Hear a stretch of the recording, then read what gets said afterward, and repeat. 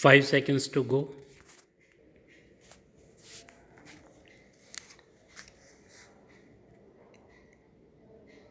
Start.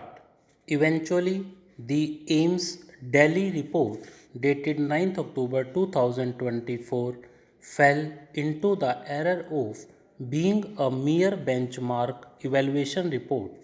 The report adjudged the disability of the appellant to be 80%, down from 88%, which was reported by AIMS Nagpur on 13th August 2024.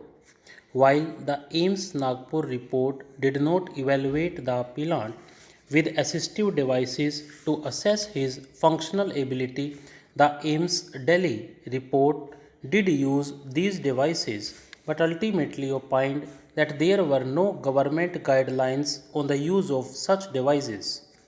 By an order dated 18th October 2024, this court noted the statement of AIMS Delhi on the lack of clear guidelines and observed that the AIMS report failed to evaluate the extent of functional disability of the appellant and the extent to which the use of assisted devices would have the potential to bring the functional disability within the permissible limits in terms of the government notification.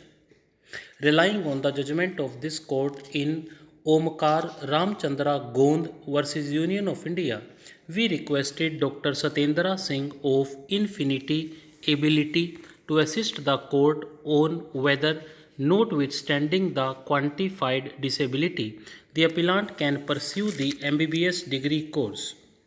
In arriving at his evaluation, Dr. Satendra Singh was requested to examine the appellant and to have due regard to such assistive devices and their potential to assist the appellant to fulfill the requirements of the degree course in medicine. The appellant made himself available at the University College of Medical Sciences and Guru Tegh Bahadur Hospital, University of Delhi at 10 am on 19th October 2024. He was made to undergo functional assessment and was asked to demonstrate his competence at the Medical Simulation Center at the Physiology and Pathology Center lab.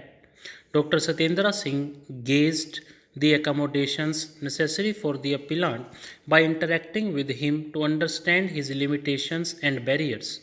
Accordingly, the following premises were established in assessing the appellant.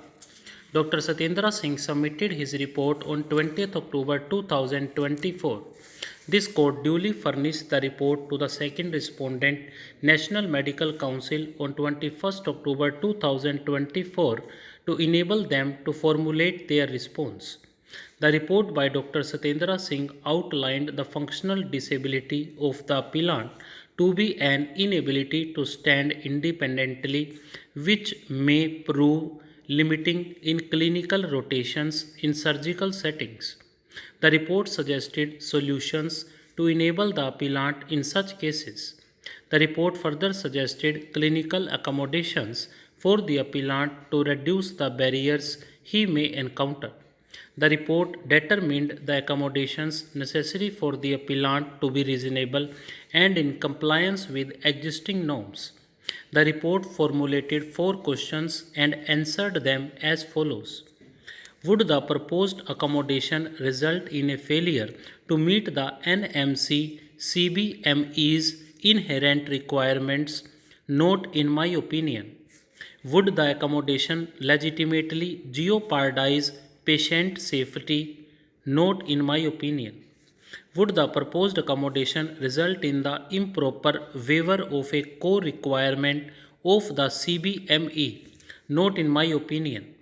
Would the proposed accommodation pose an undue hardship on the medical college budgets wise?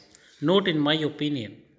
In stark contrast to the approach of the two AIMS reports, when Dr. Satendra Singh assessed the appellant on the request of this court, he carried out a functional assessment. The process to determine the clinical accommodation for the appellant involved having a frank conversation with him about the barriers he faces physical, educational, and attitudinal. The approach adopted was not whether the appellant would succeed in a medical college, but was rather to ensure that the appellant has equal opportunity and can start at the same level playing field as his classmates. After determining the accommodations needed by the appellant through an interview process, some questions were posed to him. These questions were as follows. Based on the preliminary conversation, the report noted that the appellant is concerned about the differential treatment which was meted out to him by previous disability assessment boards, despite him having successfully navigated with the disability for his entire life. The appellant was surprised that he was being doubted and his accomplishments questioned without being afforded an opportunity with simulation labs and reasonable accommodations. The appellant was then made to undergo a functional assessment, which included being given various instruments which he would be required to use in his course and profession. The nature of the tasks given to the appellant shows that they were done in progression, with basic instruments being given first, followed by the use of assistive devices to examine his abilities and then being tested in other more complex tasks. The report states as follows. The report thereafter gave detailed but not exhaustive suggestions for clinical accommodations for the appellant during his course for each of the years of his education and the mandatory internship. The report finally outlined the overall assessment of the appellant and declared him to be suitable with appropriate clinical accommodations to pursue MBBS. The section of the report on overall assessment reads as follows. Accordingly, the appellant was assessed to be eligible for pursuing the MBBS course with assistive devices. The second respondent has fairly accepted the eligibility of the appellant and has only joined issue with the fact that the assessment of candidate by a doctor must comply with the rules formulated under the statutory framework. These rules require the assessing doctor to be a domain expert in disabilities. In the present case, this court requested Dr. Satendra Singh to assess the appellant, which shall not be a precedent. To that extent, the submission of the second respondent is accepted. We may note that this court was constrained to order a functional competency test due to the failure of the previous two boards to apply the legally permissible standard. The appellant shall not be made to undergo any further assessments as part of his admission to the MBBS course. On 25th October 2024, this court granted leave and directed that the appellant be permitted to participate in the ongoing counseling process arising out of NEET UG 2024. Unfortunately, this run hardly obviates further labor. The appellant finds himself re-entering the NEET counseling process after a lapse of valuable time. He was allocated a seat at the Dr. Shankar Rao Chavan Government Medical College, Nanded, in the first and second rounds of All India level counseling. Now, stray vacancies for the category of persons with disabilities at the All India level are available in only 9 colleges, none of which are in the home state of the appellant, Maharashtra.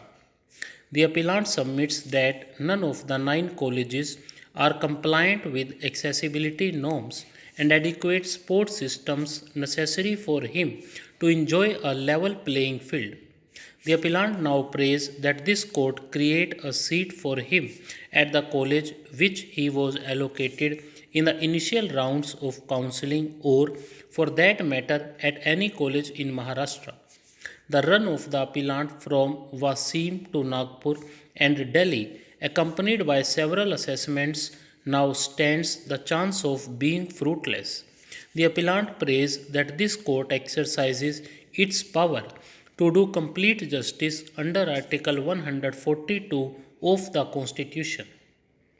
Additionally, the appellant prays that this court may issue directives on the manner in which the grievances of exclusion of disabled candidates is to be considered inter alia by courts. Stop.